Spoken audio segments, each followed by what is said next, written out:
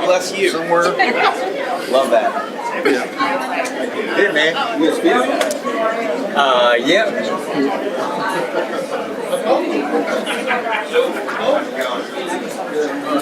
Oh, Lord. We have a bunch. Those are general. Go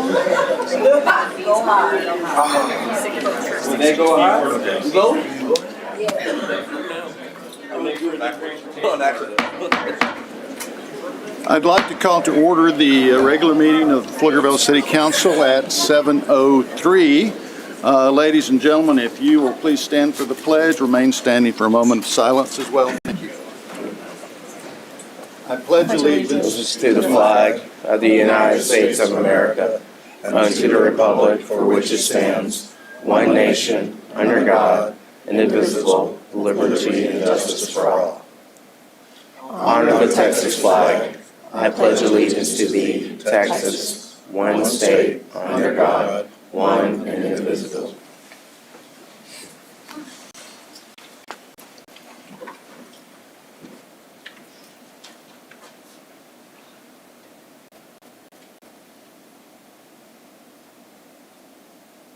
You may be seated.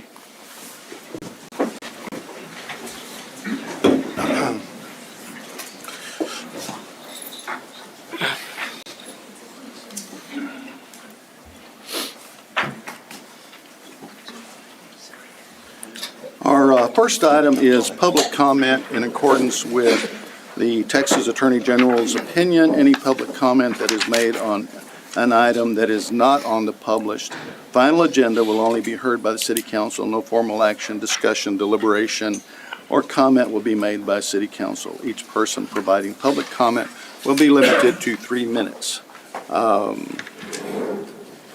We have Tracy Dockert. Welcome back.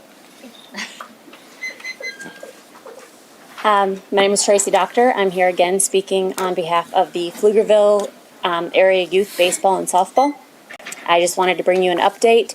We finished our fall season for 2024. I know that I had invited you guys to the Fall Fest. I think you all must have been really busy that day. But we did have a good turnout. We raised a little bit of money for our fundraising, which was great. We just closed our spring registration on Saturday. And we are at about 475 kids that we've got in our league. So I know it can look like a small number in some kind of capacities, but also when you look at, we've got 7 fields and we've got kids from 4 to 14 and we've got 475 kids out there that will be out there every Saturday. And then most of them will be out there. So we've got games Tuesdays, Thursdays, and Saturdays. Because we are so full, we can't get them, just on one day a week. So that's great. Those are great numbers for us.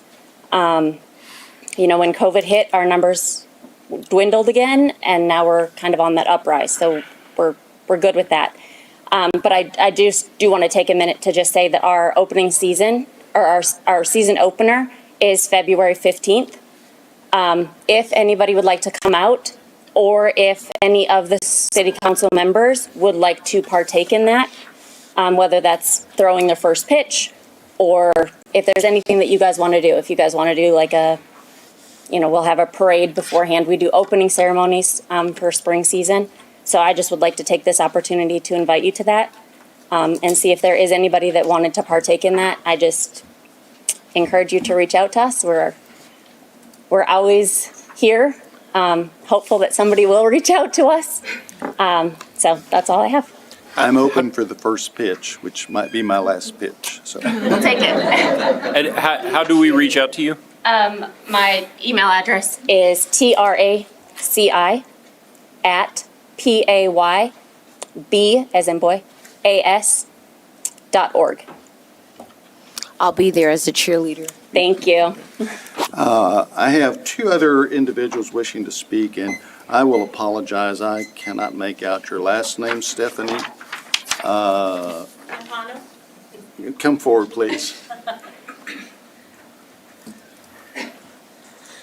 Hello, I'm Stephanie Nakano. I I volunteer for the Pflugerville Farmers Market on Tuesdays. Someone came to the market on Saturday and told one of our vendors that there were a number of complaints about how we manage the market that was sent to the city council.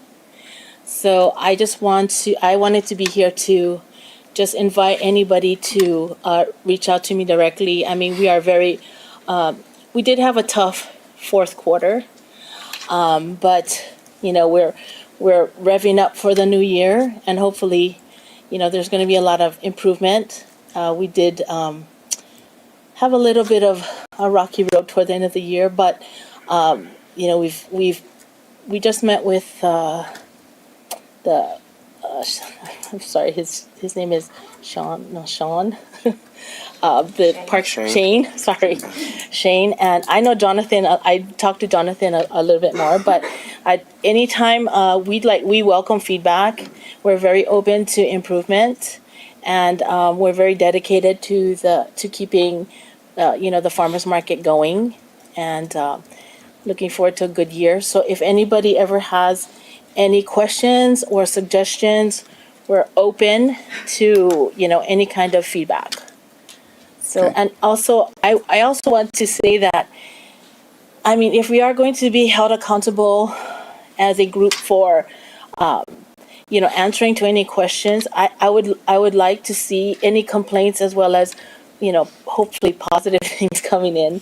So if there is any, I wanted to know what the procedure was to, when there is a complaint against, like, let's say us, will we have an opportunity to review it and respond? Or again, we're all out to keep it going and making sure that we do a better job. So, We'll have somebody follow up with you. okay. So if anybody has questions, anybody here has questions for me, I also wanted to, open myself up to any kind of commentary or questions the council might have for me. Well, we can't ask questions during public Oh, you comment. can? But I will make sure, I circulate my business card and contact information so everybody knows how to reach us. All right, thank you. Okay? Thank you. And our next speaker's on the same topic, Chris. I got Chris Van, I didn't get the, okay, thank you. Hello, my name is Chris Van Kelster. I'm one of the vendors at Stephanie's Farmers Market. I think I might be the longest standing vendor at the market ever since the city was running it, maybe for 9 years now I've been there. I just wanted to say that Stephanie's been doing a great job. I see different advertisements for it, Facebook posts, and social media stuff. I see like the lawn signs all the way out to Target here in Walmart. For miles and miles, saying where the farmers market's going to be. I think she just does a good job at it. And if anyone else has questions for me about my experience since she's taken over this year, I guess I just wanted to be available for that as well.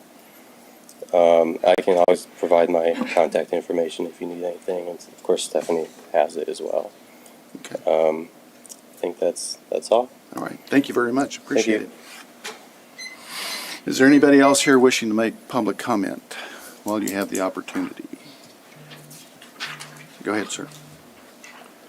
If you give us your name, please. Yeah, Mac Harrison. I'm here to speak on item 6G, the Searles Strategies contract.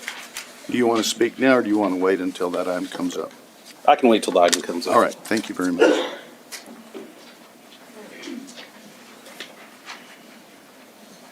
All right, consent agenda. Council, your pleasure. Is it really at the pleasure? Trista, are you looking, or Trista? Please. Consent agenda, we have items 5A, approving an ordinance on first reading with the caption reading an ordinance of the City of Pflugerville, Texas, Code of Ordinance Title 7, Traffic Code, Chapter 71, Parking Regulations, Section 71.05, parking prohibited in certain designated areas by establishing an additional no parking zone on 10th Street, providing for a violation of Section 71.05 as a misdemeanor, and a fine amount not to exceed $500. Providing that this ordinance shall be cumulative, repealing all ordinances to the extent they are in conflict, providing for severability, and providing an effective date. 5B, approving an ordinance on first reading with the caption reading an ordinance approving the lease of city property located at 11753 New Sweden, Pflugerville, providing cumulative, repealer, and severability clauses, providing for open meeting and establishing an effective date. All items on the consent agenda may be acted upon in a single motion. Move to approve. Second. Motion and second to approve.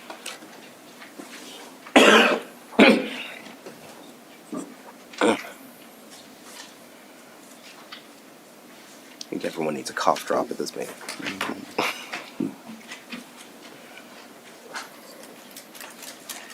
Okay, motion carried. I was remiss, I skipped over item number 4. I have a mayor's proclamation to read.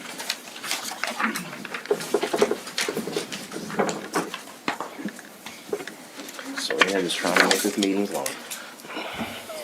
All right. That's all I know. Inasmuch as travel and tourism provide significant cultural, recreational, and economic benefits for the city of Pflugerville, Pflugerville has earned recognition as a film-friendly community, attracting filmmakers to its diverse landscapes and providing new opportunities for economic and cultural growth. All forms of travel, whether for leisure, business, or sports, bring benefits to our city, enriching the lives of our residents and visitors alike. Welcoming visitors from across Texas and beyond has always been and will continue to be a core value of the travel and tourism industry in Pflugerville. I proclaim the city of Pflugerville a tourism-friendly certified community, and we have the communications department here to accept this.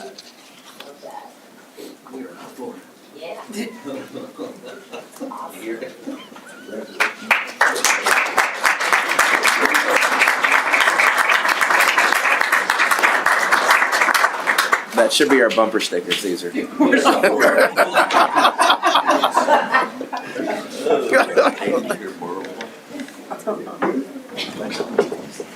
me that. You said you thought he was gonna win. Back in her day, she got to communications. Oh, maybe it didn't. People made them do it. Okay. But yeah, I was. It was like second round. Yeah. How close was it? 85. So first round was 71. Cooks got 53. We almost got 26. But second round, 85. Forgot about the fun stuff.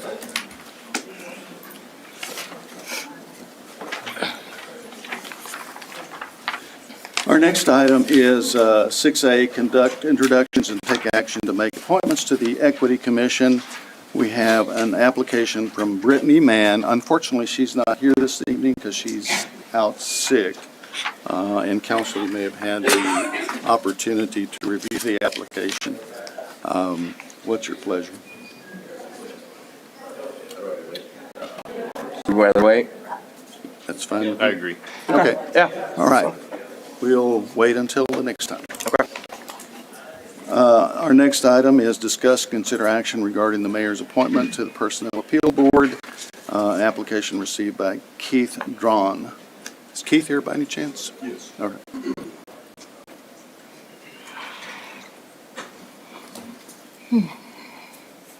Hello. Hey, Keith. Hi. Tell us about yourself. Okay. I've lived in Pflugerville 5.5 years. So I lived in Houston. That's where I grew up, just outside of Houston. And I left Texas in 1981 when I joined the military. And then I came back in 2019. And I have recently retired and just want to start contributing some now and volunteering. So that's why I applied to the Personal Appeal Board. Okay. Awesome. My background, primarily, when I got out of the Navy, I worked at nuclear power plants. I started out in an entry-level position. I received my training for that in the military. And in I worked my way up into manager positions, worked at union plants, non-union plants, dealt with strikes, dealt with human resources, people that were having issues, trying to get them on the right path. And if that didn't deal, then discipline from there. So I have experience in that area. I thought it was a good fit based upon my experience. All right. Does sound like a good fit. I mean, we're talking about nuclear power plants. There's still a couple of them around. Yeah. I mean, that's pretty impressive. Well, thank you. So what about this position that sparked your curiosity on here to help serve?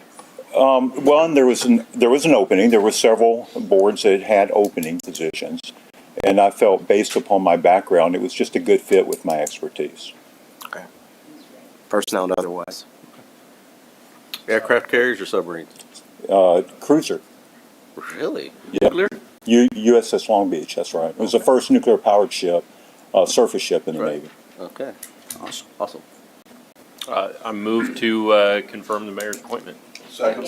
Have a motion and second to approve Mr. Drone's appointment. I don't know if he's qualified. All right, thank you. Thank you, sir.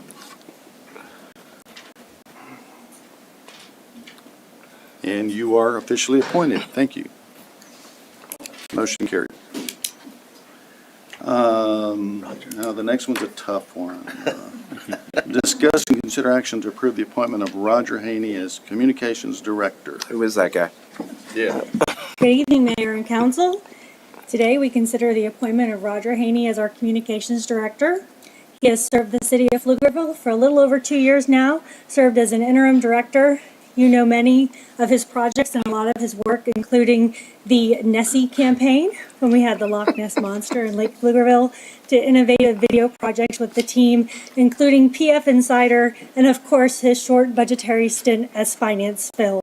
His enthusiasm and energy in communications is evident, and his care for the city of Pflugerville, and we recommend him tonight as our Communications Director. Roger? Thanks, Terry. I first want to thank Terry for her amazing mentorship. She brought me over from the city of Round Rock just 2 years ago, kind of had faith in me, and it's been an amazing ride here in Pflugerville. I love our city like all of you do too. To tell you a little bit more about me, I think a lot of you know about me, but I started out working for Disney theme park operations in Southern California. I taught in the Disney University. I actually performed 3 face character parts, kind of a little bit of fun fact about me. From there, I got my degree in communications, radio, TV, film from Cal State University Fullerton, Cal State Mickey Mouse, because all of us worked at the park because of the proximity. And then I worked for Colony Communications doing commercial production and production on several cable, basically on CNN, ESPN, on some of the top cable networks. From that point, I became the Director of Communications for Time Warner for the state of Texas and launched some of our local and national campaigns for digital phone, digital TV, and some other products as well. Got laid off from corporate America, like a lot of us did in and around that time, and started doing marketing, communications, and media relations for the city of Round Rock, in which we won regional and national awards. And then I came over here as your Assistant Director of Communications, and then as Terry said, now as your Interim Director of Communications, and we've also won local and regional and national awards as well. We have several things in the pipeline. I'm extremely excited to be considered for this position. I want to point out our entire communications team is here today. Stand up, folks. I want to give you some recognition too. I'm one member of an amazing award-winning team, so I wanted to kind of give them recognition as well.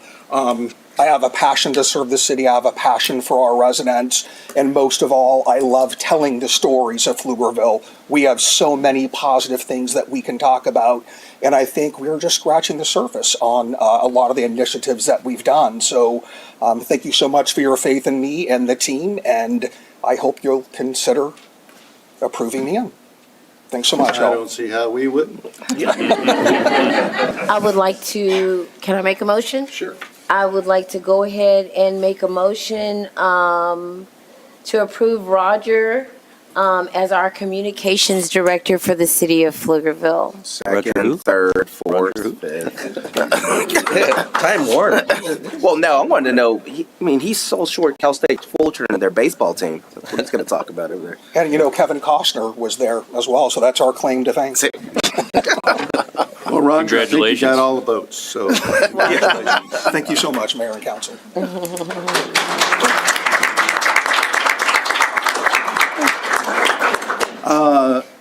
The next item is discuss and consider action regarding a request for tax increment reinvestment zone reimbursement. Nope. No? Did I miss? Elizabeth. Oh, whoa, whoa, whoa. I am just skipping all over the place. Item 6D, discuss and consider action to approve the appointment of Elizabeth Shaughnessy as the Planning and Development Services Director.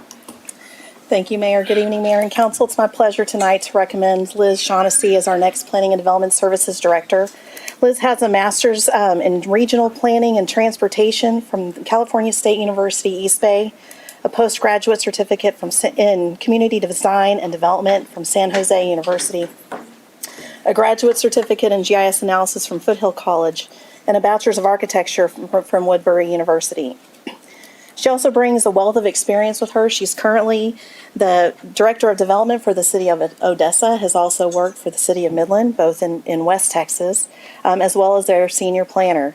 She's been a Director of Institutional Advancement, Palo Alto University. She's been a GIS analyst for Santa Clara County Fire Department, a designer for San Jose Development Agency, and one more is a strategic planner in GIS for the City of Oakland Community and Development Agency.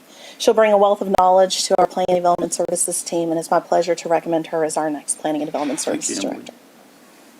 And Elizabeth, I know you're city secretary in Odessa, by the way. Oh, you do? Norma. Norma, yes. Well, good evening. It's a pleasure to be here today. I will say my family's watching live, so I'm gonna have to say hi to my son, Zachary. He's probably staying up right now watching this. They wanted to be here. We're very excited to be able to come here. Just a little bit of background myself. I am from California. I'm from the Silicon Valley, right at the heart of Palo Alto. I was born there, however, I did not grow up there. I left when I was 7 years old. I left to study abroad, so I studied in Europe. I studied in Guatemala, Peru. Then my parents decided that it was probably a good move for me to come back to the U.S. as I transitioned into college. So I came back for high school, but I kind of tested out pretty early of it, so I started junior college. And then I started at UC Berkeley for architecture. My senior year, it's a Bachelor's of Arts with an emphasis in architecture, so it wasn't a real architecture degree. So a lot of my classmates were not getting hired. So I kind of questioned that. So then I decided that I was going to move to LA. I went to Woodbury University, which is really close by. Also, everybody there works at Disneyland. I think that's the passage, you know, when you live in LA, you have to work at Disneyland. And so I ended up going back to Europe. I studied abroad over there in Barcelona. I love cities. I love bringing culture into cities. I love the growth of cities. And I like to be innovative. I like to test boundaries, and I like to push the boundary lines. And that's why I think we're a perfect match, because when I moved to Texas 7 years ago, my family moved before that. They moved in 2004, 2007. One of the things that I'm looking for is that I want in an urban setting with the heart of a neighborhood setting. And it's taken me this long to find the ideal city for my family. And so what I wanted to do and what I want to do for cities is that when my grandparents moved to the Bay Area, they were able to purchase their house for $25,000. When my parents bought their house, they bought it $250,000. When my husband and I wanted to buy a house, it was a $1.2 to $1.6 million. Okay. We couldn't afford that anymore. So what I care about cities is how you're growing. Making sure that we're looking to the future, making sure that we're thinking about the third, fourth, fifth generation that is going to be coming. that making sure that when they go to college, they have a home to come back to and that they can afford to live in their cities. So, Awesome. Well, Elizabeth, you've said a number of things that certainly excite me. Just in the last couple of days, the city manager and I have had a discussion about what Pflugerville would look like in 100 years. I know some of the folks here are thinking 20 to 40. I'm thinking 100 years because that's really not that far away. I've been in Pflugerville 76 years. You know, we've had some Yes. changes. Yes. Okay, not significant, but certainly a heck of an improvement from 76 years ago. Did you say not significant? Well, yeah, no, not significant. Compared to where I think we should have been. Okay. There we go. Okay. So anyway, so your challenge is, what is Pflugerville going to look like in 100 years? and that's a challenge that I love. You know, that's what I love doing. I call myself a strategic planner because I love to kind of play SimCity, but in real life. I think what I love, not only your energy, but your unique background. My parents left me here in 2000 when they moved to Castro Valley. And my sister graduated from Cal State East Bay. So I'm very familiar with the area that you grew up in. And you're right. I mean, it's shocking. Doug was talking about it earlier about affordability. And, you know, what the market can take and what, from a government standpoint, you can do and what practicality comes from policies to look forward on these things. Oakland is not Oakland anymore. No, it's not. And it's pretty, the gentrification is quite shocking to a lot of people and generational owners up there from that as well. It's great to have someone with your perspective on that as well. Now, I've got to ask, given your background, how did you end up in the Panhandle and not only work? You said Odessa. That's not the Panhandle. West Texas. Well, West High school Texas. football Yeah, territory. yeah, high school football territory. And I have a question about that. Yeah. Coming up. Okay. So my sister did her medical residency in Odessa. So I remember going to visit her and I remember getting there and being like, how can you live here? You know, there's nothing to do, there's nothing, and I was very negative about it, right? And then she said, Liz, you're looking at it the wrong way. And I said, how so? And she said, what are the opportunities that you can bring here? What can you change? This is a white canvas, and then you can bring so many ideas that you have to this area. And I don't know if you guys have seen downtown Midland right now. Well, that's why I was talking. I love it. I am shocked. That was about. me. Are you serious? Yes. I'm not. I was shocked when I went to Midland, Texas. I mean, the stereotypes that I thought I was going into right there, the art and the theater that's in Midland, Texas, is astounding. No, it's world known. It's And worldwide known you'll see a for lot it. more that they're doing. They're introducing one of my concepts, which is the alleys, which I heard you guys talking about. I call them the paseos, double frontage, making sure that we're utilizing that as a pedestrian right away. And connectivity is everything for me. I love walking between 5 to 10 miles a day, but that means I'm walking out in the streets, not in a treadmill. I need to talk to people. I need to know what's working for them, for their city, what's not. That's the only way that we're going to find out.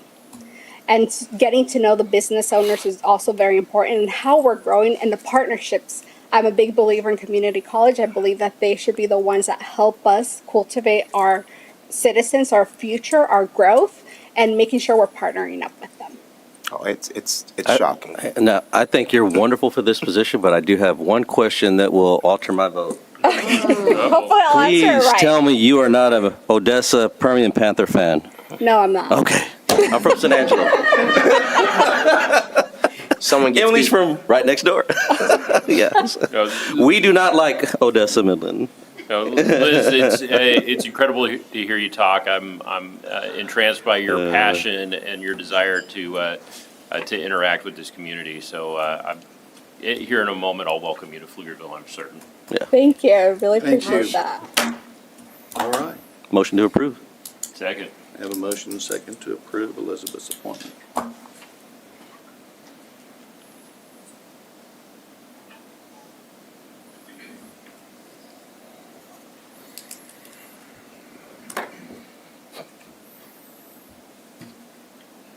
Panhandle. Kim? Dude, I would say Panhandle. All right. Motion you better carries. tell those folks. Welcome to Kind of like Pflugerville. upstate New York, it's anything that's not the city. Well, it's like Anything that's not here It's is- like how they is don't Panhandle. say that when I say I'm from North Texas, and people are like, "That's not North Texas." It's like Where you and I grew up, they say that's not North Texas. It is. northern North. All right. Now, I think I'll get back on track. In as much as I think we only have a couple of items left. Item 6E, discuss and consider action regarding the request for a tax increment reinvestment zone reimbursement for public improvements related to the North Point East development located along SH 130, north of East Pflugerville Parkway and south of Copper Mine Drive in the amount of $4,362,224. Emily. Thank you, Mayor. This item is a request to utilize TERS funding for public improvements in the amount of approximately $4.3 million for the North Point development. As a reminder, the TERS is a tool, an economic development tool, to incentivize development, to bring forward initiatives that the council has desired for the community.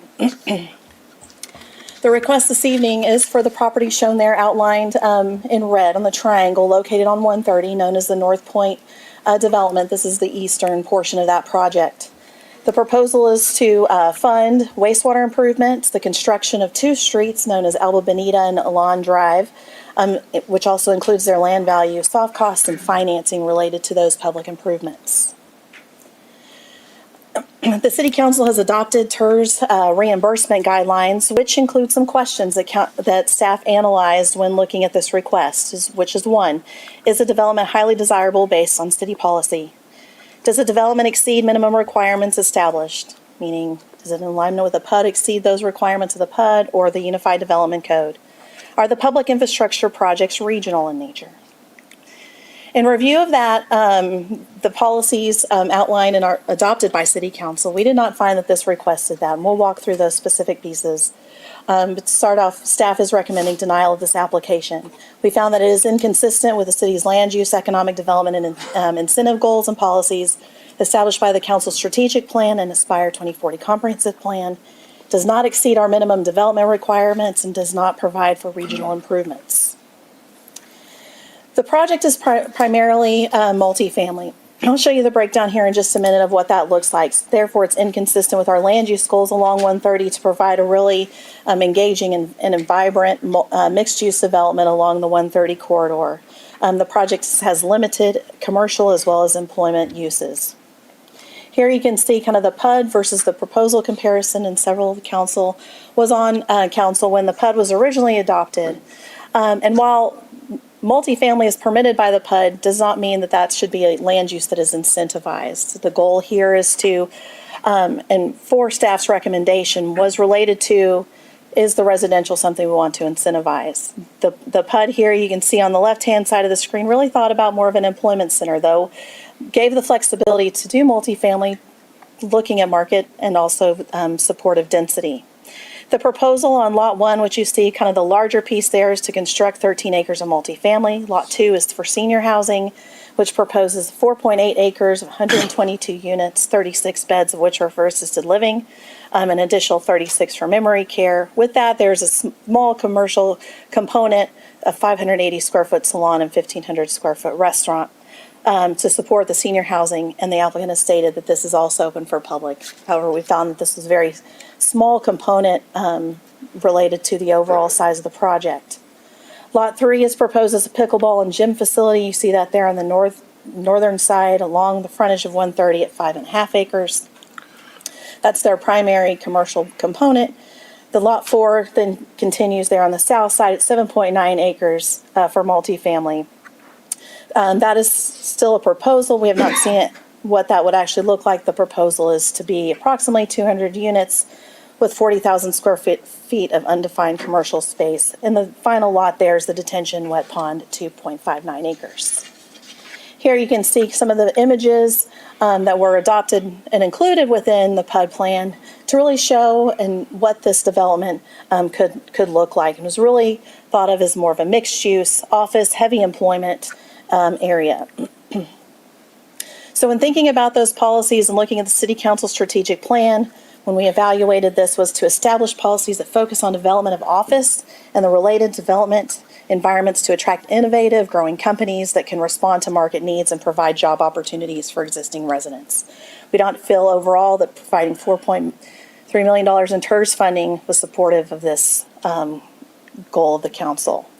In addition, the 2040 Aspire Comprehensive Plan was to increase inventory of non-residential sites critically along the 130 corridors. We've talked not only through the comprehensive plan process, but also through the UDC amendments and looking at what our focus is along the corridor was really to prioritize those employment, higher density, very strategically placed mixed-use developments. And while this would be, we don't question the quality of the development, it's just whether or not we should incentivize residential development in this way. So to utilize economic development tools, again, to recruit high-quality mixed-use commercial and employment development. While there's some employment related to the senior housing, we find that to be minimal. Development and incentive program for developers and landowners to promote commercial office sites within key corridors. Again, it is primarily residential development. Also found that we're not exceeding the minimum development standards you see in the staff report. And I think in probably other conversations, it is minimal open space in here on the left-hand side of the screen again is the PUD, which outlines a greenway. You see the two greenways articulated there. They are in conversations with staff, and while this isn't a question about the PUD or amending the PUD, it's just to show that we're not exceeding, we're even having challenges in meeting what is required by the PUD today. And so we're working through those through the development process, but in no way do we find that this proposal is exceeding those requirements of the PUD or the Unified Development Code. Additionally, that Lot 5 there, while a key component for development and including drainage for Colorado sand, that Lot 5 there is a detention pond and will only provide for passive recreation uses along that parcel. Looking at the regional components for the project is the wastewater line.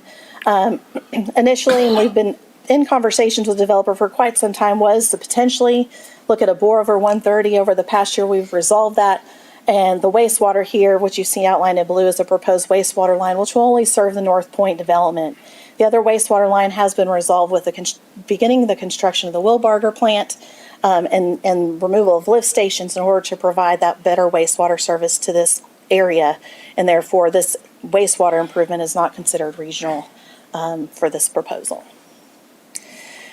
Additionally, the streets within the area, as you're well aware, Colorado Sand is under construction. That is a city project, approximately $6.6 million in construction costs. And those are ways that cities, and that we have as a city, incentivize development by constructing larger arterials and other types of improvements to help facilitate development within the area. Albanita Drive and Alon Drive here, which you see are the two streets, provide for those types of streets which we have seen across the city be constructed by development without city incentives because we've already put in those regional connections or gaps.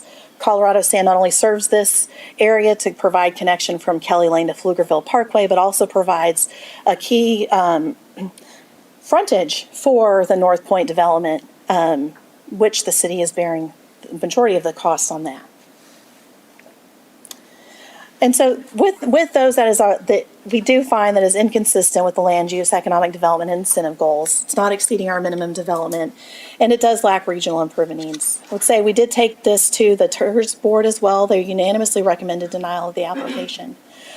Some of the questions that have come up, I think, since this item's been put on the agenda was, well, is it a performance-based request? This is not a performance-based request. That is not part of the application as we received it. And so any types of approval, should you choose to approve it, would need to include those kinds of conditions because they do not at this time. Staff is recommending denial. The TERS board did recommend denial as well. And the applicant is here with a presentation for you as well. Can you clarify performance-based? Does that mean that they only receive that funding or incentives if they do what they say they're going to do? Can you clarify? If it is articulated in agreement, in a future agreement, if approved, you would have to say in this agreement, you have to perform, you have to build, you have to construct this level of development before you receive incentive. However, that was not the proposal brought to us. And so those dollars would have to come from somewhere unless otherwise articulated. And that was not in this request. So if we put a benchmark in place, it would have to be part of the agreement that they hit that benchmark before during that as well. The future agreement. Yeah. Also, a TERS is supposed to be a reimbursement zone. Is this potentially drawing from areas outside of the immediate area, or do they only get reimbursed for the increment that they bring? Unless included in the agreement, it would have to come from somewhere else in the zone in order to support those improvements, unless it was tied to development that they put on the ground. Yeah, it'd have to come from somewhere. Okay, Okay, thank you. let's have the applicant come forward, please.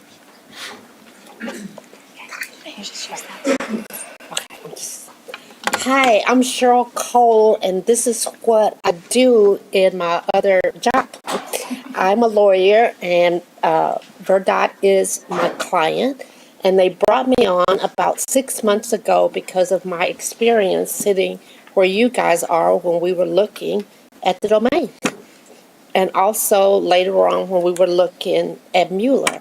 And I'll tell you that those were difficult discussions. And they went back and forth between council and staff and the developer over many years. And I know it might feel like this, you've been looking at this for a long time. In the scheme of 100 years, it's not much. It's always a difficult time when you're trying to decide how to invest city funds and whether it's going to come back to you. And I remember in 2008, we looked for anybody around the country because the economy was just so bad. But now it's booming, and you guys are kind of sitting in that same place. So I agree with the mayor and the other lady that was just up here.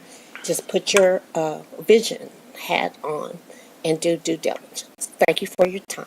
Thank you, my client. Mr. Mayor, City Council, I really appreciate the time to make a few words here on our TERS application. I think it might be important to start with the history of where we went with our TERS application before. In July of 2023, staff supported a $9.2 million TERS request from us, which was split. It was a performance base as well as an infrastructure base. Both of those would be from any improvements that we make on our land within the TERS district. That moved on to a TERS board recommendation supporting staff's TERS term sheet on the 9.2. And then if you recall, in August of 23, we were here standing before you saying that that's not a term sheet that we could finance. And we wanted an option to speak with staff about separating the two out so that what we could finance would be something that is more definite. If we build the improvement, that improvement results in a TERS reimbursement and a bank can finance that. The performance piece we were not successful in extracting the performance piece into a separate agreement so that we could finance a portion of that to build the roads and to build the infrastructure. Therefore, as we move forward, unfortunately, at some point, city staff said the approval from the TERS board and the term sheet itself has expired, and to resubmit. So we resubmitted, and the only thing that is different is that now we have a tenant on Lot 3 who's willing to work with us to build a gym, pickleball court, fitness center, retail center, restaurant, food and beverage, and a place that not only will draw regionally but national pickleball tournaments. And I think exactly the definition of what we are looking to bring by a TERS, which is commercial activity, sales tax generation, jobs. Unfortunately, Micah Vera, who was at the TERS board speaking about PICFIT, he is the president of PICFIT. He was not able to be here today, but he did very eloquently speak about PICFIT in the TERS board. So a lot of what he said then I will try to repeat here of where it's relevant. But so now we're here and we have this this new application. That application has dwindled down to a very succinct ask. It is infrastructure, it is water lines, it is roads. It is now almost, I would say, within a margin of error, 1-2%. It is a number that we have from Patton Construction, who is building the CIP program, as you know, Colorado Sand. Colorado Sand, when it bid out in a public bid, we got bid alts for everything, including all of the infrastructure in our plan set. Part of that is exactly what's being asked for today. So now we have a more definite number, and I think something that we can move forward with immediately upon approval of our TERS request. The lots, Emily went through a lot of them, but I want to focus on a few things. First, the multifamily, in my view, has always been separate from this ask. Colorado Sand is being built. The multifamily is using Colorado Sands in and out. It is not to say that the multifamily is not using Alba Bonita and Alon, the two roads we're talking about here, but the vast majority of that traffic going in and out, that Colorado Sands is serving that. We dedicated that land. We put $1 million extra, a little bit less than $1 million, about $900,000 extra in the development of that land, and the city put money in to build this road with us. It was a public-private agreement, and that is exactly what we're asking for here. And as you'll see later on, it is a percentage of the total infrastructure cost that we're asking for. Lot 3 here is the pick fit. I'm going to get into that in a second. Lot 4 is undefined. We want the market to tell us what we can build there. So the vast majority of what is happening in the East Track is going to be geared towards how the market drives us in making decisions on what's working and how do we build upon that. Lot 5, as Emily stated, is the amenity pond. Note, the amenity pond is not a part of this request at all. PICFIT, Lot 3, I want to show some plans. We have submitted this to the city staff. We have talked through this. I think this is going to be a very exciting project for North Point and for Pflugerville.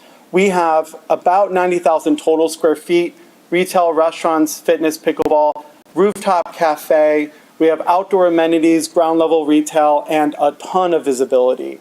These are some images that we have. So you see the quality of this. We're not just talking about a few picnic tables and a bar with some outdoor pickleball courts. We can handle national level pickleball tournaments at this location. If you've been watching the news, Teach Me just labeled Austin metropolitan area #1 pickleball in the nation. We are going to have indoor pickleball courts, tournament-style pickleball courts, retail from restore programs, infrared, etc., food and beverage, both indoor, outdoor, and on the rooftop deck. There's also about 40,000 square feet inside that's going to be dedicated to fitness in general gym.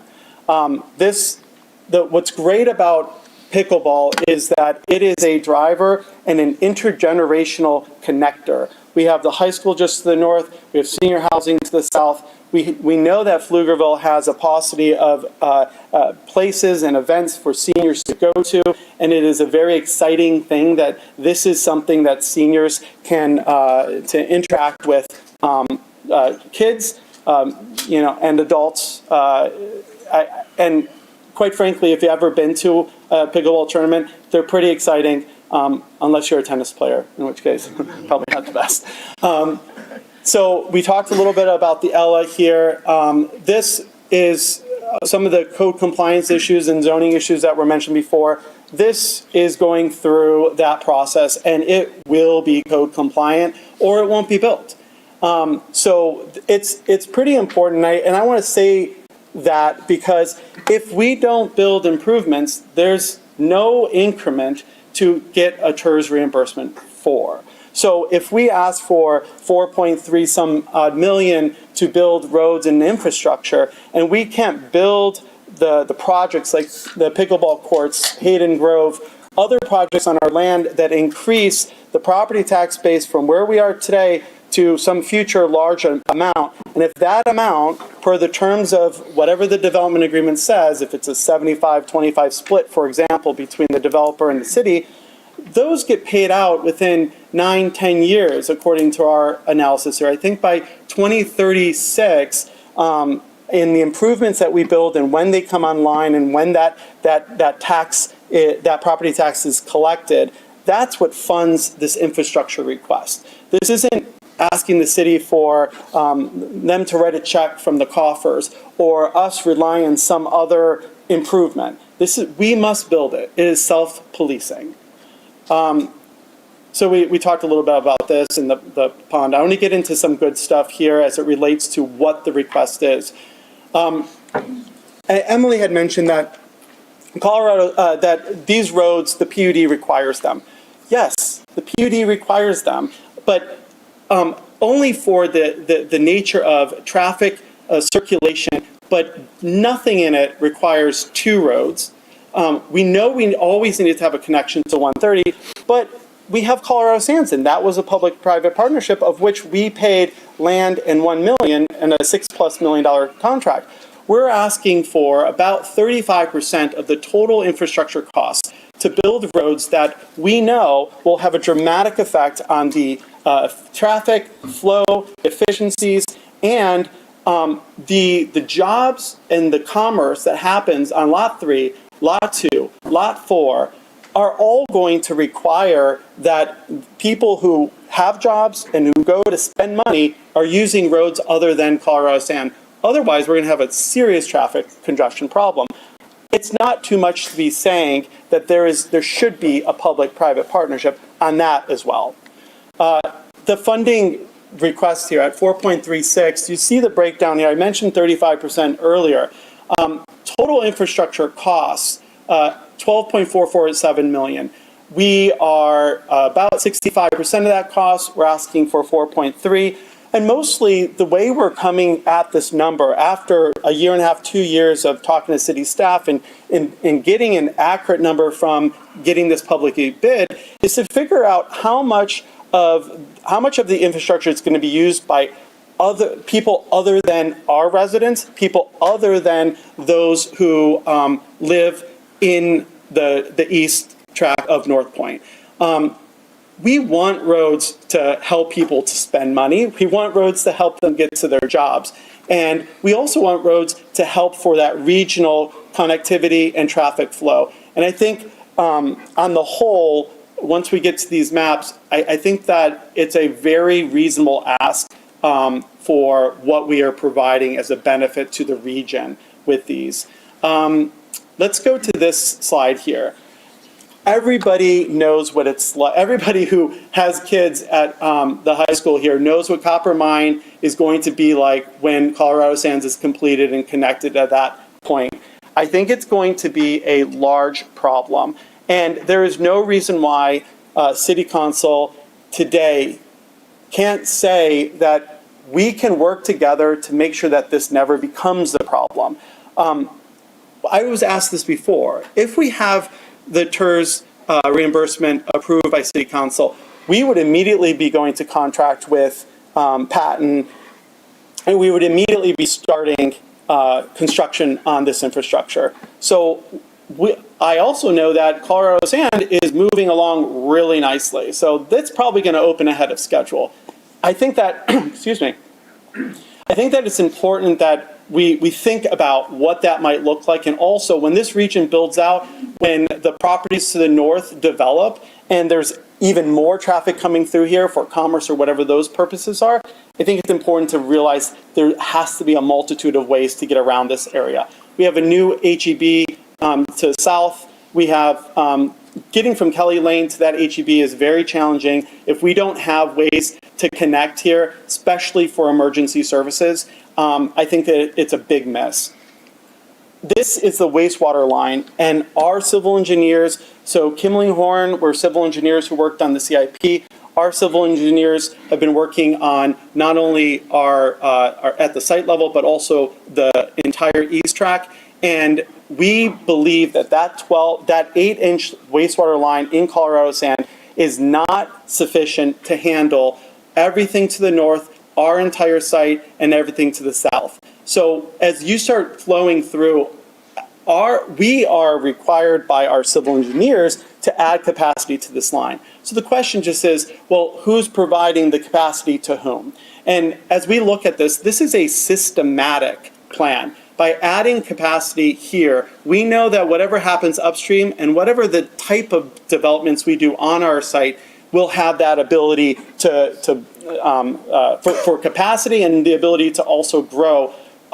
It's fantastic that that lift station issue is being solved by 2027, and it allows us not to spend the extra money to go under 130 to bring wastewater to the west track. So I think huge positive there. So wastewater line and roads, those are the two things we're looking at here. And when Emily mentioned that it's predominantly giving money to a multifamily, I can see that only if we're asking for a sharing of costs on a road that goes out to a multifamily and a multifamily alone. These roads are going to service so many things and not just the multifamily. Connectivity, regional, I mentioned that before, but also the PUD. When we look at the PUD does break this down pretty clearly. The number of units of multifamily, we are not building to capacity here. We're building less than 700 units on the east track is planned. It might be even less if we see the commercial strength of Lot 3. Additionally, when we look at significant changes from where we were before to where we are now, there have been none. It's only to the benefit of more commerce and more definite understanding of what cost would be. I want to point out that we have always maintained the position that we are matching our projects with what the market allows us to build today. And so in the ask today, we took out everything having to do with any pie in the sky project, and we said we're only talking infrastructure, as opposed to the previous one, which we talked about build, certain offices or whatever they might have been. But today, the request is simple. It is simply infrastructure, wastewater line and roads. And this, in conclusion, is just one slide to be able to see how that breaks down. And with that, I'll just open up to any questions. Thank you. Would you highlight Lot 3 again, because you keep mentioning Lot 3? So Lot 3 is the pickleball courts. Okay. It is top right here in this image. It's where the courts are outside and inside. Okay. But aside from being a pickleball court, it provides other amenities within the complex. Correct. And so these are a few images to give you a sense of what it's providing. We're looking for a rooftop bar and event center. They'll have full gym. They'll have indoor pickleball courts, outdoor pickleball courts, retail shops, cafe, food and beverage, and a restore retail that's accessible. Okay, thank you. You've mentioned jobs several times, and that's really important. How many jobs do you anticipate this bringing, lot number 3? Lot number 3. We have from Micah Vera about 50 jobs. Many of the jobs that are being created here are high pay jobs. There's a bulk of it, which is kind of mid-level, where you're talking about your trainers and your food staff. Almost all of it is over median income. Thank you. What's your median salary of the jobs being created?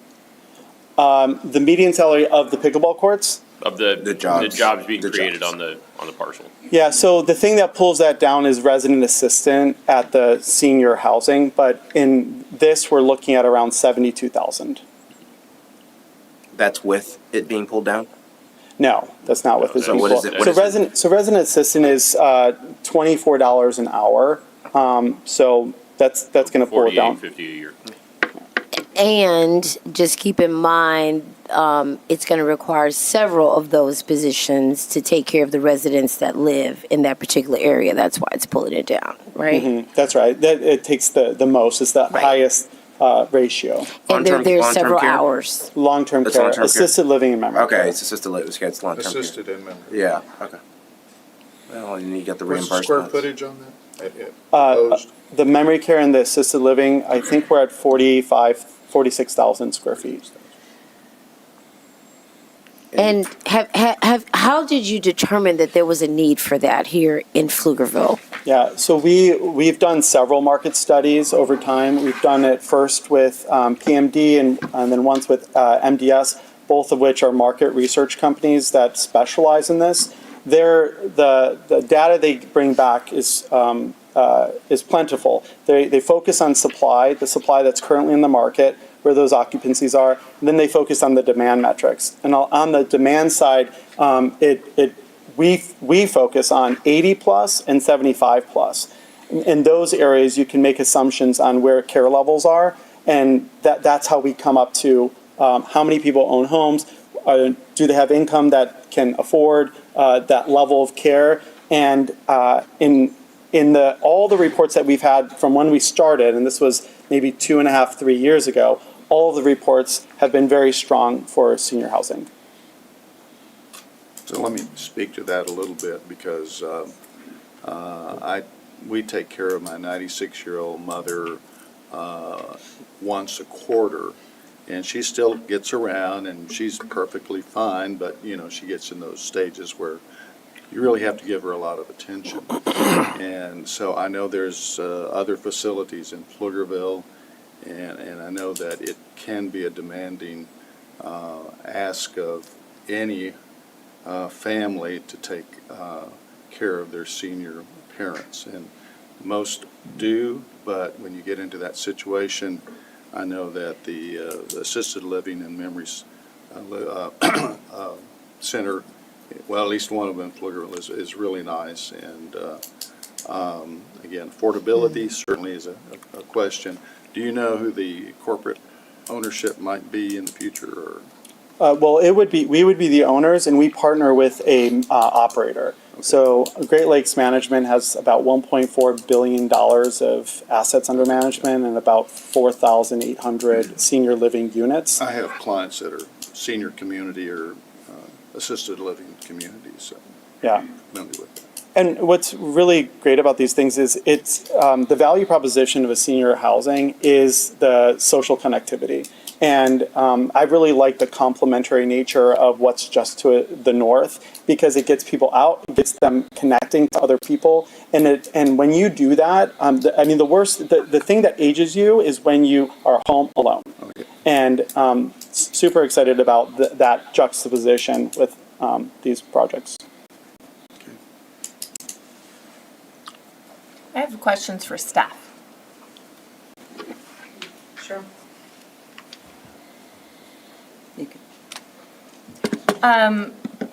You had mentioned about what the project does, how it doesn't meet some of the vision and the requirement of the different policy documents. And so I was just curious, based on the PUD and what was approved before, as well as the TERS term sheet that was before, what would you like to see different than what's here that aligns with that vision? I think what we've heard from council a lot is that the 130 corridor is really a vibrant corridor that could support higher employment opportunities, a higher density mixed-use development. Robert mentioned that they're not building to the capacity of the PUD, which was 1,200 units, but that level of density helps to support higher commercial type properties. And so that mix of uses, higher employment opportunities, more office. We are seeing more office come in, as you see under construction by the hospital. And so those types of markets are coming back, and you see the hospital expanding, and so other offices start to follow those trends in the market. And so I think as we really need to think about, and what we've heard from council so often is that we're willing to wait for what we see, what's the vision that we want along the 45 and 130 corridors, which is so important. We don't see that with here. That's not to say that these aren't quality development, that senior housing isn't important, but we see development all across Pflugerville. You see it every day that comes here without tax dollars, without TERS incentives. They build public infrastructure because that's how you get connectivity for wastewater, for roadways. It's when something special comes along, when something unique that we wouldn't otherwise get is important for these dollars to incentivize those types of projects. This will be a quality development. We could have multifamily, their zoning allows for it, should they meet all of those criteria. This project, though, in our mind, as we review those TERS guidelines, the strategic plan, the Aspire 2040 comprehensive plan, does not quite get to that level of special to put in $4.3 million for public infrastructure. All of those are public infrastructure improvements that would qualify. But is the project special enough to spend that level of dollar to support it? Development on Wells Branch, Weiss, Pfluger Farms, across the city puts in public infrastructure every single day without these funds. Those are normal developments. Those are developments that we welcome and we're glad to have. It was stated over and over, the 130 and 45 corridors are very special to our community. We want to ensure that development along those corridors is special. And that's why we have these kind of tools to incentivize that level of above and beyond in order to get that type of development. We feel like here this will be quality, but it's not the level of special that we've heard our council, all of you, articulate along these corridors and why we recommend a denial. Thank you. My other question goes back because you had said you were looking for something with higher density. So I think you kind of explained that. So you would prefer the 1,200 higher density on this project with other more commercial projects to be something that would qualify with the higher density that would be subject to the new the TERS reimbursement policy. Right. When you look in other communities where you have those higher density developments, and the domain is an extreme, but you see these in Houston and Dallas and other parts of Austin where you have higher density, where you've got a lot of ground floor commercial that's supported because you have that residential right there as well as all of that comes in. Colorado Sand's a great connection point for our community to come to this area to really support a higher commercial opportunity, higher employment opportunity than what's proposed tonight. Well, let me comment on that. And Emily, I appreciate that, and certainly you make a good point. The gentleman referred to what the market would allow. I don't know, I haven't heard that in a while, because usually developers come in and they give you a image of what might be there depending on what the market drives. So I'm thinking that they're probably moving on this cautiously, certainly, because we don't know what the market is. I mean, Pflugerville is a community that's moving at warp speed, and hopefully we can keep all the warehouses out of town for a while, because that will kill a community. But I think we have to give them credit for at least saying, hey, we know what we're doing. It's driven by the market. And so, they're making whatever investment, $12 million, which isn't a huge amount of investment. Only infrastructure. Only infrastructure. Okay. Well, yes, the other part, definitely. Okay. All right. I just wanted to make that comment. Hey, Emily, I think my question is centered around the wastewater infrastructure. I guess I'm trying to understand, we've got new infrastructure going in. Do we believe that infrastructure is sufficient, or is the infrastructure that they're talking about, including in the TERS, necessary to support the development? Or is that infrastructure already coming in from somewhere else? I'll lean on Thomas for details, but the infrastructure that we're putting in, the new plant, it supports this level of density and higher for what is under construction today. Would they still need that 12-inch line that they documented? I believe they need that 12-inch line based on kind of their lots and how they're being served for their development. Okay. So it's development specific. So It's development specific. You're saying that's not a regional infrastructure improvement? That's right. We did not find that these improvements were regional. These are improvements that are very typical of development across the city. Development every day puts in water, wastewater, roadways to support the development. We do think that that is in line with the level of development that they're proposing here. May I comment on that one? So the wastewater lines with our civil engineer, if you know where it joins, the capacity will handle everything to the north and down. The question is what, if we don't build the 12-inch line, the question is, do we build ours, put it into Colorado sand, and then the properties to our north can't? Because an 8-inch line is not going to have enough capacity, even though your bottleneck is now not the lift station. It's an 8-inch line. So you have to expand that line or create another line to move that waste if you're going to have the northern properties out north of us, as well as us served all the way on the east. This was a challenge in trying to figure out how do we handle the wastewater line? Do we go under or do we go south? But the main thing is now the bottleneck is the 8-inch line down Colorado sand. And I'll also say we're in the TERS district. The very definition of it is to provide these type of public-private partnerships and cost sharing. Additionally, like these roads do not dead end and are only served by multifamily. We know that these roads are going to be regional in their impact, and that's why we are here with the ask. We And I think staff disagrees with that. we do disagree with that. Again, development puts in these types of collector roadways all the time. We participate as a city. We have contributed to those types of Colorado sand. That's a public-private partnership. We have contributed significantly and have that roadway under construction today. They'll benefit not only this project, but the city overall. As I stated, from Kelly Lane to Pflugerville Parkway, providing those connections from the Mellowbrooks to the north and Hendrickson High School through to the hospital at Pflugerville Parkway. That's a huge benefit. That serves our area regionally. These are connection points to 130. Will they be used by other projects? Potentially, as you kind of move through. That's kind of what a collector roadway does as we talk through the mobility master plan at 6 o'clock this evening during your work session. These are typically constructed by development without incentives. They're not the above and beyond that we would typically see for a project that we do not feel meets the goals that council has articulated for these corridors. So do you think the project could come along that would meet the goals? Absolutely. I absolutely do. Sometimes it's just, we've got to wait a little bit for that. And then sometimes they'll come forward to us and say, hey, we can bring this something that's really special. And we've expended those dollars or the land isn't there.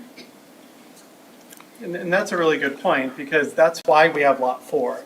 We're asking for infrastructure dollars. It has to start somewhere. We build these roads.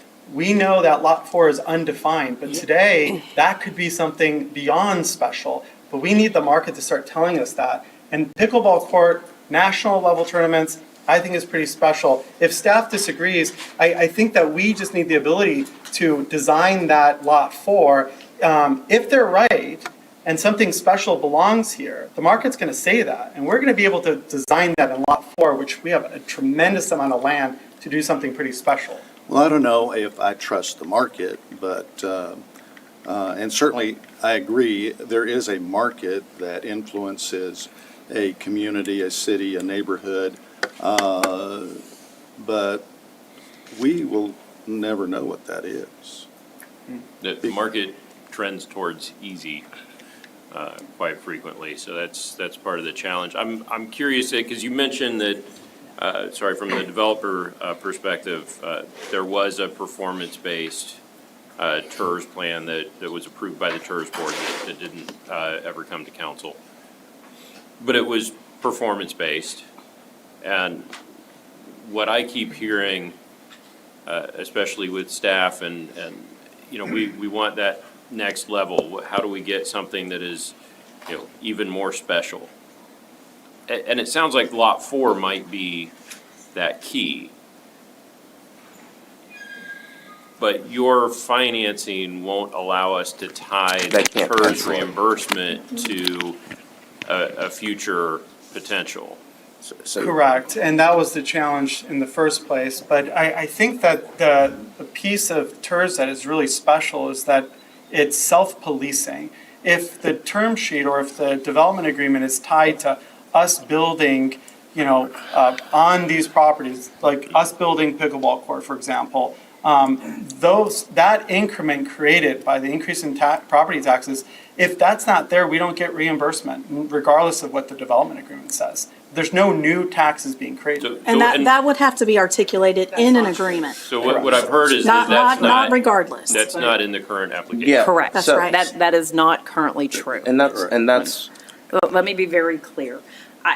Committing tax, never mind, you're the policymakers, but when we talk about committing those tax dollars, that the TERS will never pay for this, no, it will pay for those, even if they don't produce that pickleball court, you are committing, if you vote yes, to reimburse. So let me be I very feel clear, like- that has been said multiple times. I feel like we need to lock more of this up, and I don't think I'm prepared to make a motion that includes some sort of performance-based agreement at this point. Mayor, I would like to go in executive session and seek legal guidance on 6E. It's not our item. I guess it's okay with our attorney. I guess we'll get down there. Yeah. All right, we're in executive session on this item.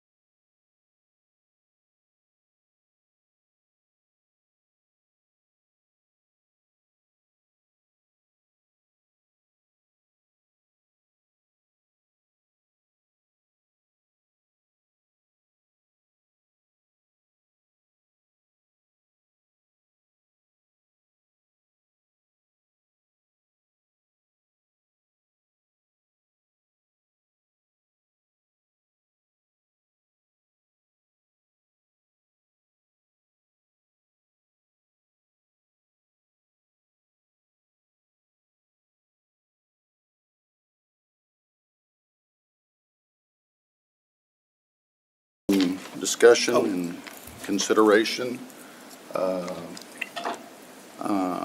I believe that unless there's some other council members here that are wishing to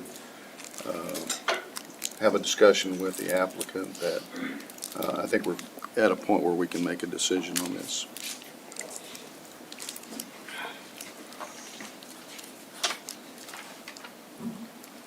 So the item is to approve the application or the applicant's request for $4,362,224.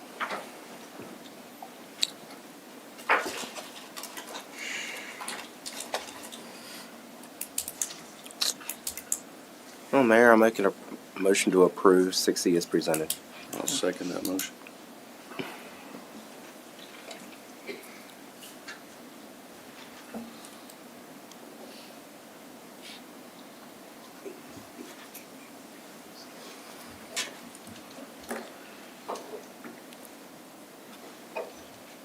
So motion was, motion failed. Gentlemen, if, I don't want to say start over, but I think there still may be an opportunity there somewhere, but not today. Thank you. All right, moving on to 6F, discuss and consider action regarding the professional services agreement with Focus Advocacy. Brianna, or whoever has this. Is she here?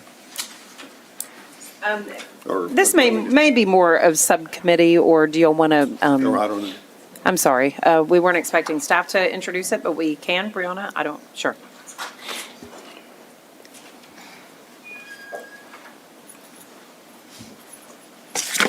Good evening, Mayor and Council, Mayor Pro Tem. Tonight before you is a discussion on the agenda for an amended agreement with Focus Advocacy. The amendments made and proposed by Focus Advocacy include decreasing the scope to focus on the TxDOT toll revenue legislation, as well as the Hotel Convention Center legislation, getting that passed. It also removes the 30-day cancellation termination clause within the agreement.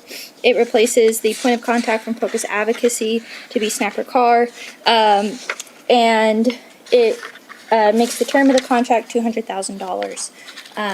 Focus Advocacy requested the amendment based on conversations related to the Hotel Convention Center pieces of legislation. So this doesn't affect their current contract, it just amends it, is that correct? It amends the contract. It limits the scope from representing the 4 pieces of legislation that we had as which included the TxDOT toll revenue, the Trail Capital of Texas, the Hotel Convention Center, as well as the ESD Just legislation. specifically for those items. So this limits it to those 2 items, and then they'll do general defense and support of, bills that are passed throughout the session. We'll still have our weekly call or bi-weekly calls that they have as well. Okay. So I think, let me ask that too. So if we deny this, hypothetically, we'll still have services through them, correct? Or no? The current contract would remain. Yeah, until when? The current contract is set to end June 2nd, 2020, or June 30th, 2025. At the end of the session. At the end of the session. Sendai. So I have concerns with the contract and the process, and I would prefer to postpone until the next meeting because the committee agreed on a certain path that was presented to the vendor. They came back with something different, and we have, as a subcommittee, we have not discussed it. Also, it came the day before the agenda was due, when it was actually requested to be due the week before to allow for this time. And I think it's better to do our proper due diligence than to rush into something, because I fully don't understand the, amendment versus superseding, the new contract price versus the old contract price, and what's been paid and how that money is going to be allocated. And so I think we need more time to explore that and to come back with something that's better and fully vetted. And I would recommend, if this is going back to the committee, that you guys look at other firms, because what is it, 100,000? 200. Yeah, and that's also on my list of things that we should do. Because that seems a little steep for those couple of items, and I think if we didn't do an RFP, then maybe we ought to do that, because there are other certainly credible lobbyist groups out there, and I know a couple. I won't recommend them, but I know they're out there. Yes, because the what they came back with was vastly different than what we were originally. I think it warrants a further look. Are you making a motion? If there's I'm making a motion that we postpone this item. Second. Okay, motion and second to postpone.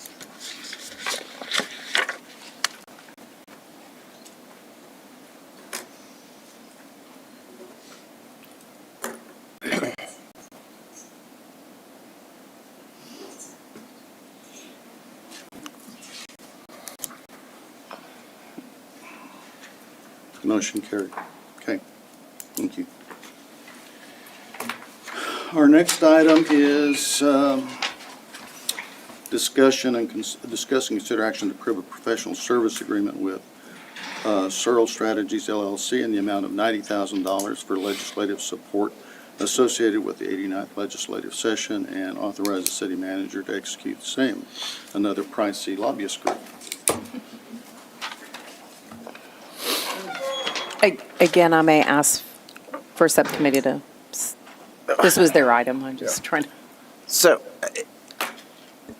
how about this? I'll let y'all give your thoughts, and then I'll give my thoughts. We'll go from there. Go ahead. Say that out loud, Rudy. I'll let them give their thoughts, and I'll give my thoughts. And I have some thoughts. And Okay. as well as I. Yeah. And Doug. I'll start with Oh, I think that I think all of us will have Who's the comments. spokesperson for the subcommittee?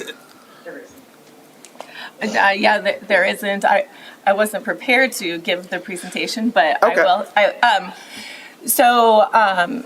In our discussions with our Focus Advocacy, they had addressed the issue of the scope being very wide, and so we thought that it would be good to get quotes from other companies to come and help us focus on specific legislation and break up the roles between the two firms so that we could get someone dedicated. What is this to specific legislation?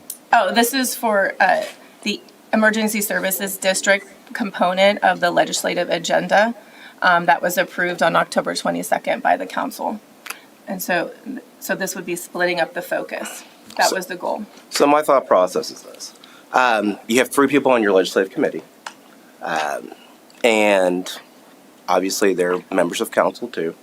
The thought from their standpoint was to go ahead and concentrate this specifically on ESD legislation.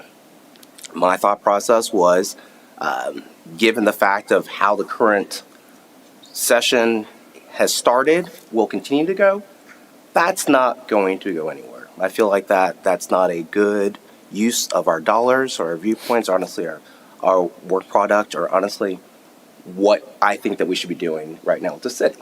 But I can understand their viewpoint. They're elected officials. This is what they had. This was in our legislative agenda. Couple that with the fact that personally, what I've seen and what I have concerns about is that ultimately, if we're going to go ahead and do anything that's going to repair our relationship with the ESD, why go ahead and stick a needle in the eye about this? It's even further given the fact that, I was recently known by Councilmember Weiss that he's interested in the fact that if we went ahead and went with the proposal that was originally brought up back in June, which is in fact if we actually had the county's officials actually fill in that delta with what we're paying Allegiance, he'd be on board with that. Well, when we voted for our legislative agenda previously, that was, and all of us voted for it unanimously, and that came after a very hard 4-3 vote regarding Allegiance services in June. Now, I can count to 4, and it's not just the mayor, Caesar, or myself. We have at least one more person who's actually interested in actually trying to repair the relationship. I think that from our standpoint, utilizing this and leveraging this, it makes no sense whatsoever to go ahead and move forward with this legislation and war for that. It's not to say anything it's not to say anything denigrating about the people that are being asked there, They're a good quality firm. I just don't think that makes sense for me. How did y'all come to the conclusion to choose this firm? How did that come about? And can I also ask, did y'all choose a firm for every item on the legislative agenda? Yes or no? I don't believe we did. Let me address that.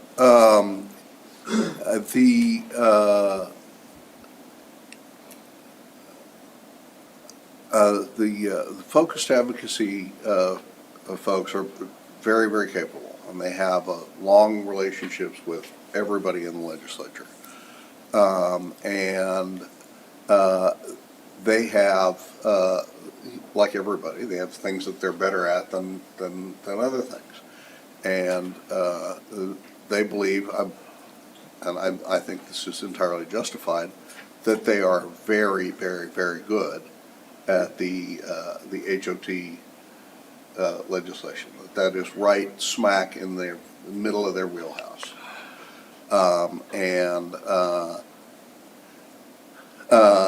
They view the TxDOT legislation as difficult, but doable. They view the trail capital as relatively straightforward, and in fact, I think our staff is going to be able to handle that. They, despite having, considerable success with this legislation in the last session, displayed less enthusiasm for that than they did for the others. Whoa. No. Don't sandbag it. Given that they were very enthusiastic about the HOT legislation, and that is something that we think will have a substantial long-term economic benefit to the city, it seemed that would be an appropriate way for them to focus their advocacy. One of the other things that they suggested is that for a single city to ask them to carry 4 or 5 items is quite unusual. That's true. That is true. They did say that. They felt that was especially considering that Pflugerville hasn't asked them to carry anything until the last session. Historically, Pflugerville has only done defensive or supporting the TML agenda in a very broad sense. And I know there's been some concern, well, are we really getting our money worth if that's all they're doing? So this was, I think, okay, well, let's put the enthusiasm where the people are. And the Searle Group has, I think, excellent connections that will enable us to move the legislation forward. Can you clarify enthusiasm where the people are? We were unsuccessful moving it forward last time. Can you clarify that comment, though? Enthusiasm where the people are. What do you mean by that? Well, the focused advocacy was very enthusiastic about the HOT project and also the Trail Capital project, and somewhat enthusiastic about the TxDOT project, and less enthusiastic about the others. So to put it another way, they didn't think it was a good idea. Okay, and then Ms. Ryan said that they'd asked several groups to apply or to be considered. Who else? No. I said I wanted to, on this one, no. I wasn't involved in any of the RFPs for what firms were asked to consider. Were there any other consultant groups besides Searle? Who brought us Searle? I contacted Searle. Okay. Based on what I knew about their connections on the Senate side. Because obviously we got 118 votes in the House last time, but we fell short in the Senate last time. So my evaluation based on that was the Senate was really where we need the help. And that's not to denigrate and say that the CERGRIP's not a good organization No, and that we're and not lobbyists saying that. don't have different things, but let's be clear, Focus Advocacy said, no, we do not think this is something that you guys should go ahead and put all your eggs in a basket for. So that's water under the bridge. Let's just get to the I'm point. not sure that that's what they said. But Well, what this sounds like to me, and to me only, and I'm only going to speak for myself, is two people who have two of three who have historically disliked the ESD are now using their powers on the legislative committee to go after the ESD. And this is exactly why I didn't want those two people on the legislative committee. I'm going to respectfully disagree because I wasn't on council when y'all approved this unanimously. Doesn't matter. You have a history of being historically against them. Council approved this unanimously, and my job of being on the subcommittee is to move forward the agenda that was approved by council. And I'm not going to go and second guess. I mean, it was approved unanimously, so my job was to find different vendors or to evaluate the ones that have brought forth that is the best fit for the city. You mean one vendor, So if there I- wasn't different Well, vendors. again, I just joined the council, so this is what was brought forth in my first meeting, so that's all I can say. But again, you know, I don't know the reasons of why one was selected and who was approached or what RFPs or RFQs were done in the past. But there's an agenda that you guys approved and we were moving forward on that, so that's right. all I know. So I appreciate that. You don't want to second guess the agenda that was passed. So I'll go ahead and do that. I'd ask Mayor and Madam Mayor Pro Tem if during our retreat later this month, we can maybe revisit the legislative agenda, because I think it may make a whole lot more sense if we could shift back and get in our own lane. I think we're veering a little too outside our lane on some of that. So I'll go ahead and second guess that, but Well, let me just say, I think that, first of all, in respect to what Mr. Mateer mentioned, is that, you know, we're at a point where we need to be repairing relationships, not destroying them. There was an organization back in November that had an agenda to defund the fire department, and the community and the citizens boldly said no in a landslide vote.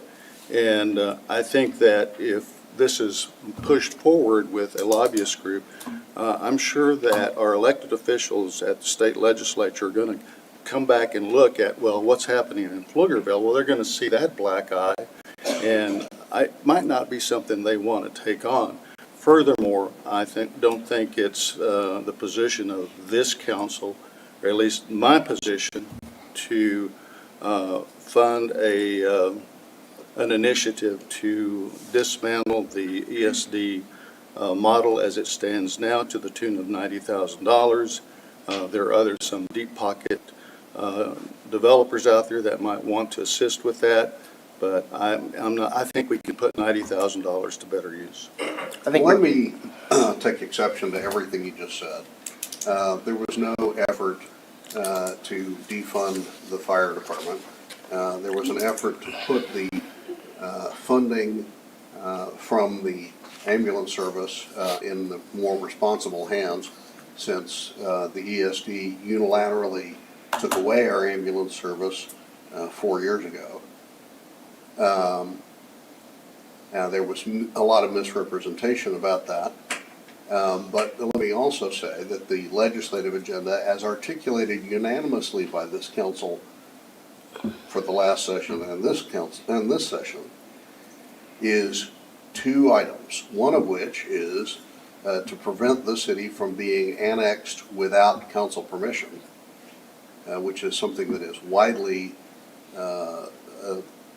supported by cities all over the state. They don't want to be annexed without having council have to say so. And in fact, that would be consistent with the original legislative intent, where the ESDs were not allowed to be created in a city without council approval. And then the second one was to have taxation with representation. Every HOA, every MUD, every school district, every city council in the state is elected, and they get to set tax rates. The ESD is the only body in the state of Texas that sets tax rates that the voters don't get to And elect. you're not going to change it in your lifetime, sir.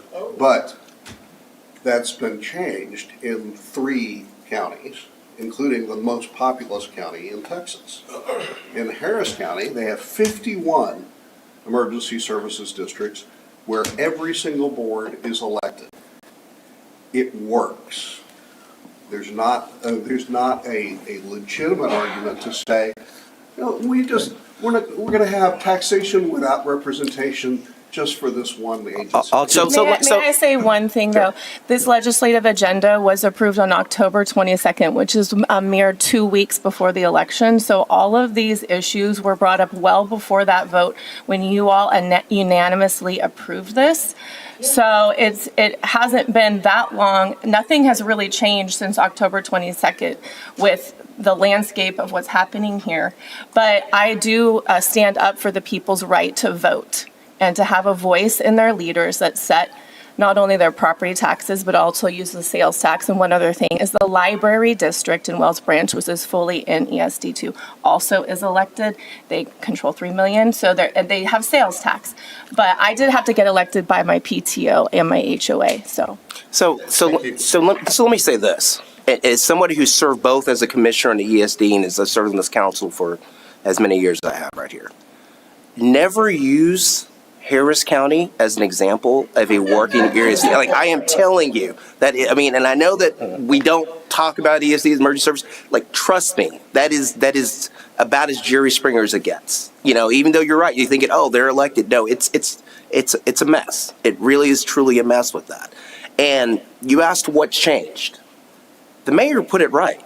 There was a vote, and the vote came out overwhelmingly of, on this side, hey, listen, we're supporting what they want to do with that. I think as a council, realistically speaking, and I'm going to be blunt. You guys put me here. This man right here came to me years ago saying, hey, listen, you can make a difference being a part and working in this community. And I think you can make a difference being an honest broker in what you do. You do it in other areas, do it here in Pflugerville. We need to have a relationship. We need to understand that in the end, when this is built all the way out, we're the same map, we're the same people with that. It's a pissing contest right now. And it needs to get away from that, and it needs to get to the point where, hey, listen, from a policy standpoint, what we can do in the economics, we can build a foundation working for that. I think a foundation can be easily built by saying, hey, listen, we can work together regarding this. We're paying for EMS services anyway now, one way or the other. So why put a fly in the ointment? Why point of dock? Why when the focus advocates we've had for how long have we had them for? Whatever they had them for, who are telling us they're apprehensive about this. Why go ahead and keep going down the road that's only going to cause concern and construction right there as well? Well, I'll ask, when your first meeting, Councilwoman Ryan, Councilman Rogers pulled an item on this consent agenda. On that consent agenda, you argued and you questioned the police department's budget. Huh? Yes, you did. And now you're here wanting $90,000, and both are here for fiscal responsibility. And I will say, I believe this is a gross misrepresentation of taxpayer funds to go after the ESD. Maybe y'all have a thing against first responders, I don't know. But I believe this is incredibly offensive, and I can't believe you said it with a straight Too bad. face. I said it, and I said it on public. What kind of irresponsible... Hey, whoa. No. Mr. Rogers, Mr. Come on, Rogers. now. So, Come on. so I apologize, but I don't know what you're referring to. Your first meeting. I know, I don't know what you're referring to about that. It's recorded, the video's out there. Irregardless, I think equating having the people be able to elect their leaders who tax their homes with not supporting agency or first responders, I don't follow that logic, because our police, I support them. They are accountable to elected officials. So I think those are two separate issues. I do support first responders. Bless you. And I do believe, I agree with you that we need to find a solution. But also finding a solution with people elected by the city and the agency, just like our state reps and our state senators and city council and school board. All of those are elected and we're able to work with them. So it's just bringing it to the same standard as all of us. And I don't think that that's attacking first responders. I think it's advocating for the rights of our citizens to vote for their leaders. And I think And so please don't say that I don't support for first responders, because that's I said absolutely not maybe. true. I don't know, it So didn't- can we just kill this item? Yes, ma'am, you can. So we did have people here wishing to speak, and I know they have to be allowed to speak before taking final action. Of course, if we don't take any action, I don't know where That's- that lands. Mr. Wolf. we don't have to take action.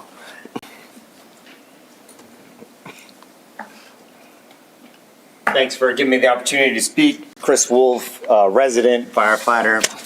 I work in the inspections office with an old guy. He's been firefighting for 50 years.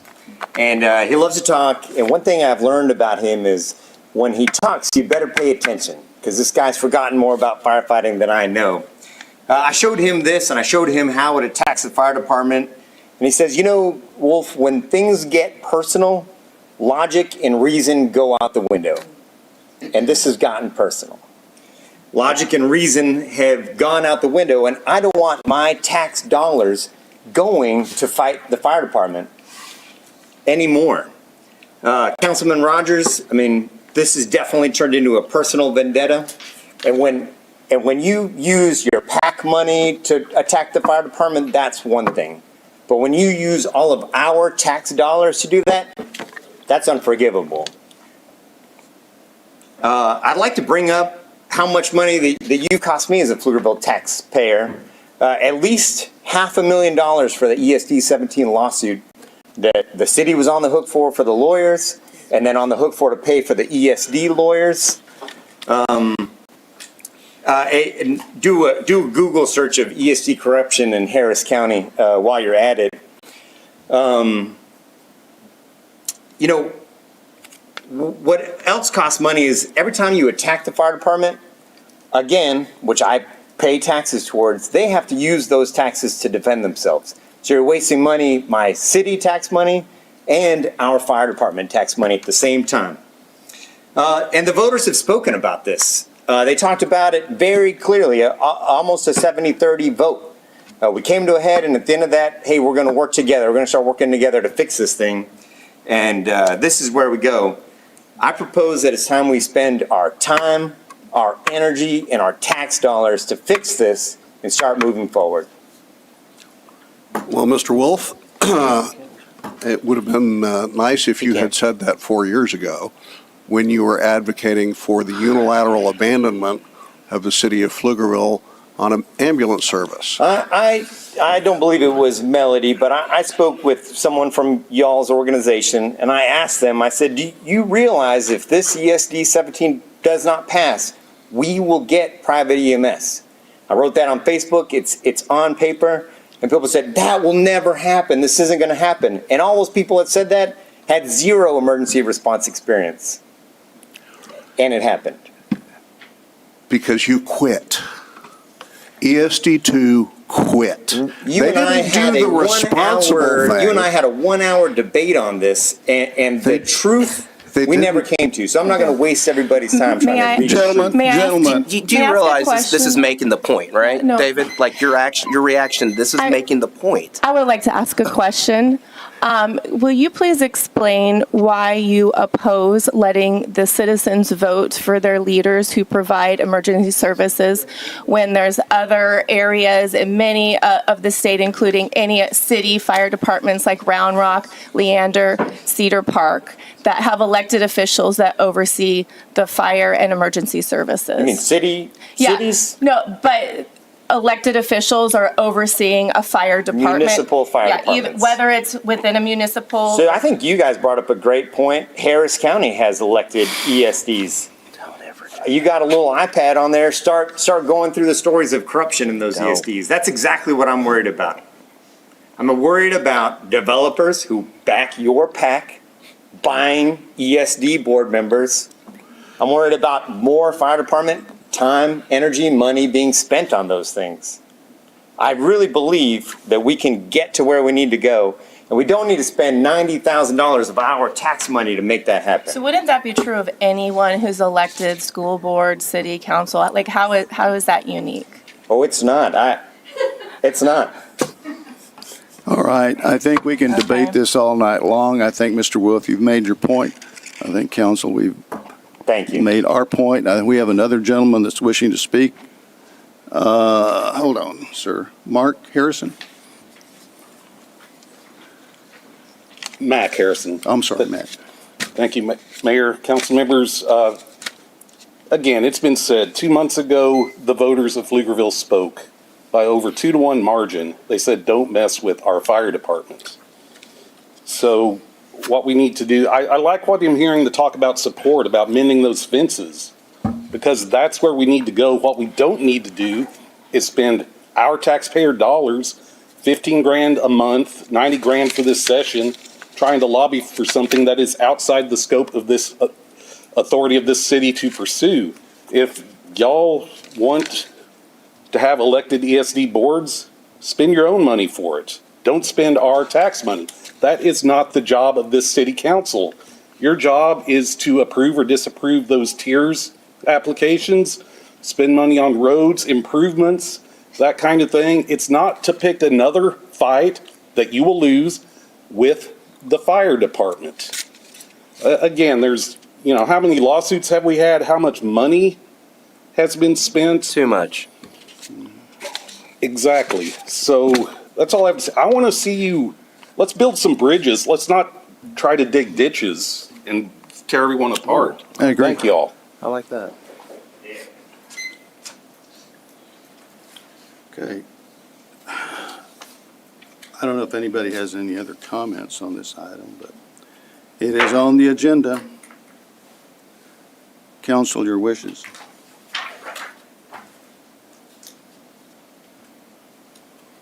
Can I get a motion? I want to say something. Okay, sorry. It has always been my desire to build relationships.